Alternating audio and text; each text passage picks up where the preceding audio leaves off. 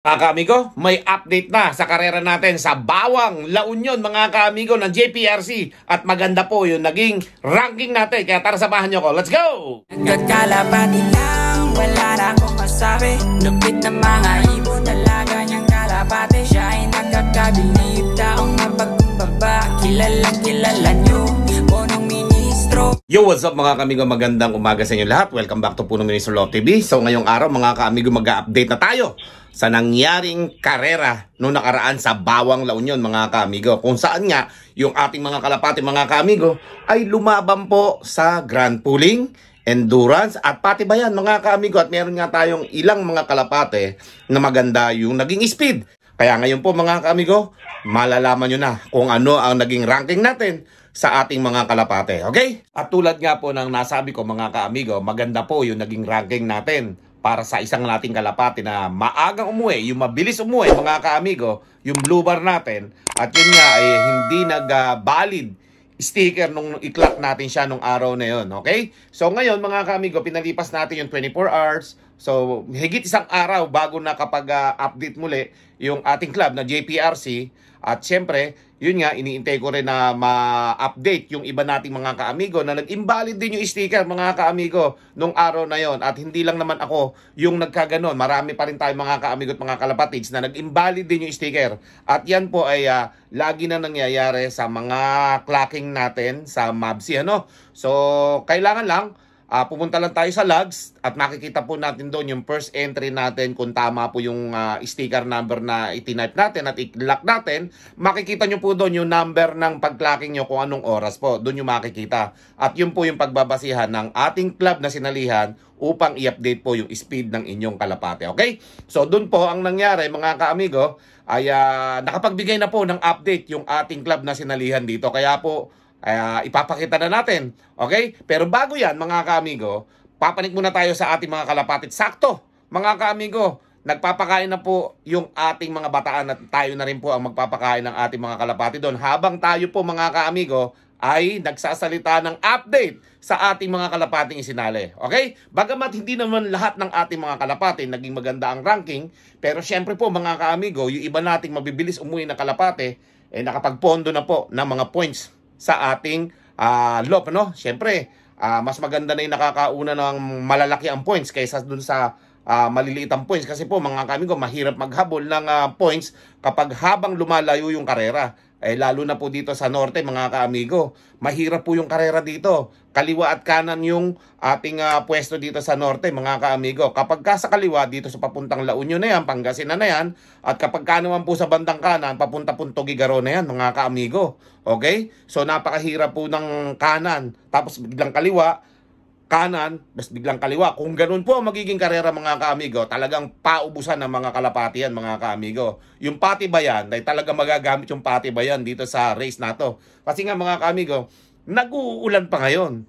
Makapal yung mga ulap, makapal yung fog, tapos hindi masikat ang araw nga mga kaamigo. Kaya nahihirapan yung mga kalapati natin. At pagka sumikat na yung araw mga kaamigo, naiinitan na ng sobra yung mga kalapate. Kasi nga mga kaamigo, patanghali na. Kaya yung mga ibang kalapate, bumababa na po, tumutukod na po. Okay? So, kaya maraming hindi nakapag-clock noong nakaraan at hindi nakauwi yung mga kalapate nila. Kaya yung last update ko, halos sa 2,000 yata yung nakapag-clock. So, yung mga 500 yata hindi nakapag-clock. So, marami ding nawala. Okay? So, tara mga kaamigo, samahan niyo ako sa ating lop upang i-update ko na kayo sa ating mga kalapating nakauwi galing karera. Let's go! A few minutes later. Okay, so ayun mga kamigo, nandito tayo muli sa ating tore, no? Okay, tayo upang maipakita ko sa inyo yung kapaligiran sa ating loob.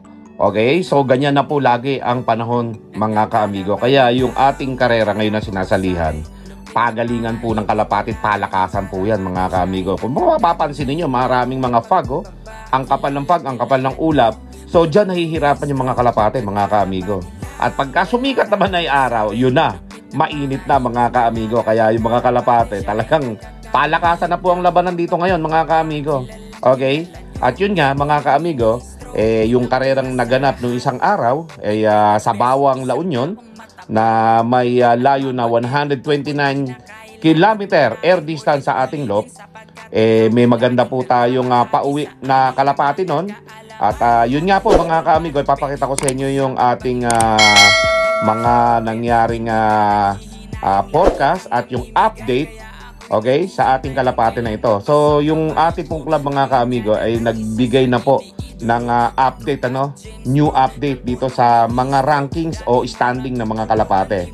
So ayan po mga kaamigo, sa inyong screen mga kaamigo, makikita nyo dyan na yung ating pong kalapate mga kaamigo ay dati hindi natin makikita sa ranking na ito. Ngayon po makikita nyo na.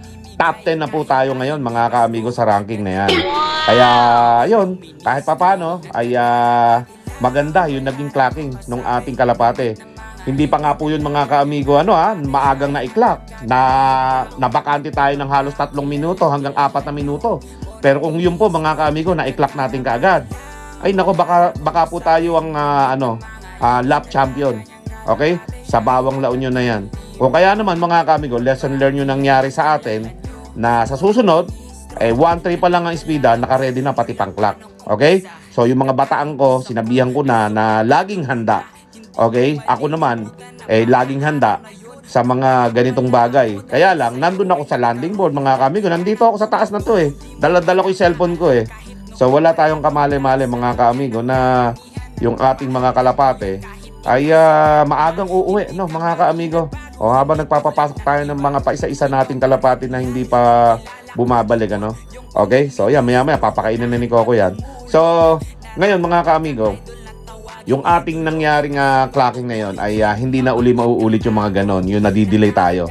Sobrang ang haba ng oras natin na naubos doon bago tayo nakapag-clock. Sayang din yun. Pero syempre, sa susunod, alam na natin yung gagawin natin mga kaamigo pagdating dito sa ating landing board na to hanggang sa pagpasok ng kalapate, hanggang sa paghuli. Okay? So, top 10 po tayo sa isa nating kalapating mabilis umuwi mga kaamigo. Hindi ko rin inaakala na papasok tayo sa top 10 dahil hindi ko rin inaakala na mga kaamigo na ganun siya kabilis umuwi. Okay?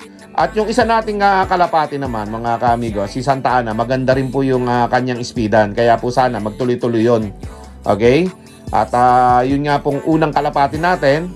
Pagdating naman sa Patibayan mga kaamigo top 3 siya. Hindi pa po official yon, ayon lang sa akin pag-check.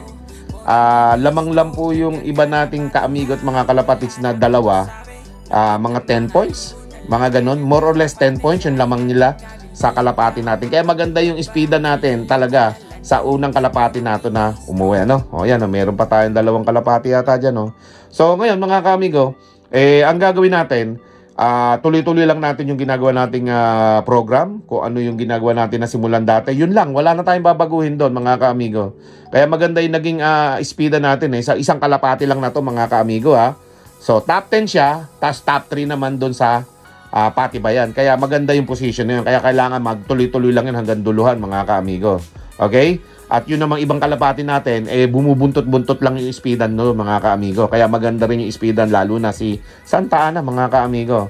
Maganda-ganda rin yung speedan. Habang pinapakita natin yung kapaligiran mga kaamigo, malapit na magpakain si Coco. Tatawagin na lang ako noon pag magpapakain na.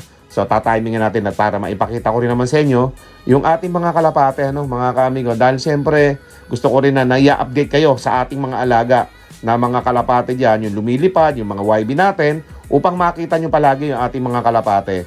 Okay? At yun nga lang po, yung 8 na yun ang isasali natin. Hindi ko lang malaman mga kaamigo, yung derby category. Kasi yung derby category mga kaamigo, ay 400 ng isang kalapate, 4 plus 1 yata kung yun ang pagkakaalam ko dati 4 plus 1, 400 ng isa sa YB. Wala tayong YB, all bird category lang.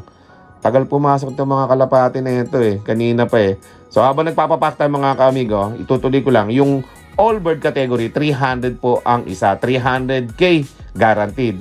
Yung YB naman mga kaamigo, ay 1 million guaranteed. Ayan So habang napasok natin yung ibang kalapati natin, hayaan muna natin sila maglipad-lipad yan. So yun po yung category, YB 1 million, OB 300k.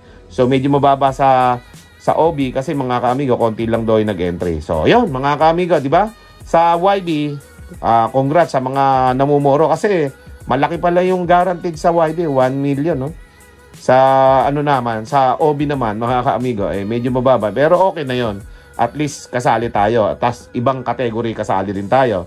patibayan, saka endurance. Yung endurance po, tuloy-tuloy lang tayo doon. A few minutes later. So ayan mga ka-amigo, nandito na tayo sa ating cage at kasalukuyan nagpapakain si Kokoy ng ating mga kalapate, ano?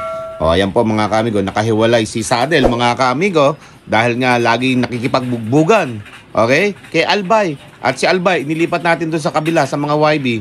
Pagkakakain lang mga ka-amigo kasi nga nagbubugbugan, hindi na makakain. Kaya kailangan magkakahiwalay yung mga lalaki. Doon si Blackbar mga ka-amigo, nakahiwalay din si Blackbar sa kanila kasi si Blackbar mabait po ito sa mga kasamahan. Ayan o, katulad niyan, mga babae yung kasama niya. Hindi siya nakikipag-away kasi sa mga kasamahan niya eh. Ito lang dalawa, si Albay at saka si Saddle talaga matatapang. Okay? So si Santa Ana, tinan nyo, ayan o, may pamirienda pa yan mga ka-amigo, okay? O, yan yung mga kalapati natin, kakarga natin sa susunod na Biyernes. Biyernes na po ang kargahan yan mga ka-amigo kasi papalayo na. Second lap na, tapos first lap ng derby mga ka-amigo. Ang tanong nga lang, kung makakasali tayo sa derby kasi nga medyo madami na yan. At saka syempre, pag-iisipan natin kung sino yung mga isasali natin sa derby sa 8 na yan. Okay? At kung makakadagdag pa yung 4 nating kalapati na mga lalaki na inakyat natin, why not? Ano? O, tara dito sa kabila kay Albay. Okay? So ayan po mga ka-amigo si Albay. Kumakain dito. Tapos andyan na rin yung 4 nating lalaki inakyat. Tingnan nyo mga ka-amigo, habang nagpapakain si Kokoy. Di ba? So si Albay nakikipag-agawan sa pagkain. Sa kabila, nakikipagbugbugan na, hindi pa nakakakain. Kaya ganyan ang ginawa namin dyan mga ka-amigo para makakakain sila sa oras, ano? At saka ng madami. Okay? Para yung katawan nila, makabawi sila doon sa mga stress nila, tumaba-taba naman, ano, mga ka-amigo. At yun ang kailangan natin sa karera, mga ka-amigo.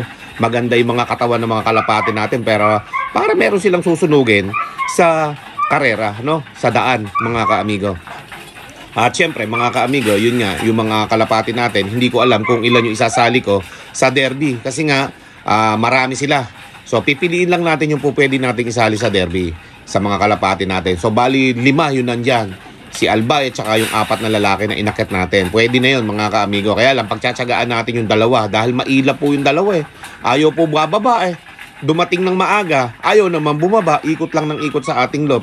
Kaya naman mga ka-amigo, nahihirapan yung mga bataan natin dati. Papasukin sila nung training, ano? Ayaw bumaba mga ka-amigo.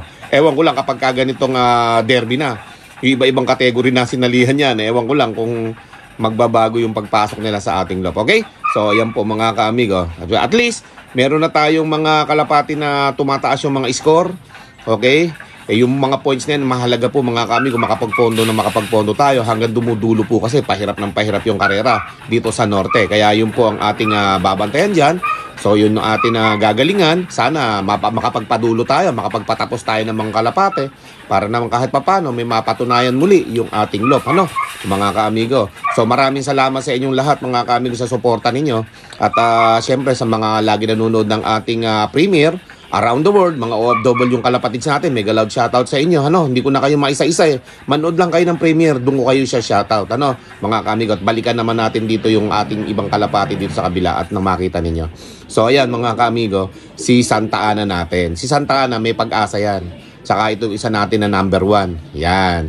Yan dalawa na yan, may pag-asa. Tsaka si Blackbar. 3 sila mga ka-amigo na pwede tayong maghantay o pwede tayong umasa sa kanila. Okay? Yan mga ka-amigo. At yan po yung mga ikakarga natin. 8. Hindi natin alam kung maikakarga lang lahat yung ating mga kalapate. Abangan nyo po yan sa Biyernes. Linggo ang abangan mga ka-amigo. Kaya maraming salamat sa inyong lahat mga ka-amigo at mga kalapatid sa inyong pagtutok sa ating YouTube channel. Like, share, and subscribe. Ingat, salamat. With punong ministro, Lap TV.